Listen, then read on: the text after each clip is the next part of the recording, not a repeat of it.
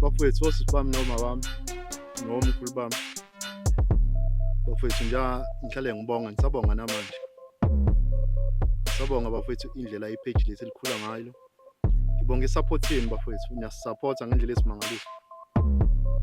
Bafowethu seleze lafika lolo suku lela ngikade ngangilisho.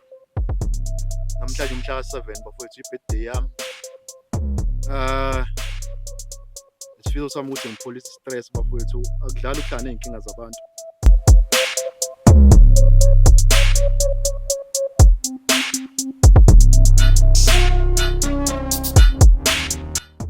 Bafowethu onesifiso sokuthi mhlawumbe aphonse la ngaphonse, akuphoqwe umuntu bafowethu, 10 rand ngowufaka bafowethu kwi-account.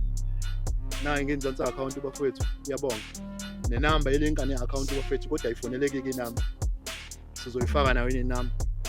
Akuphoqiwe bafowethu, angifuni kugcine nithi siyanigebenga. Cha, sinigebengi. Mina njengasho ukuthi senginithatha njenganomndeni wami esibili.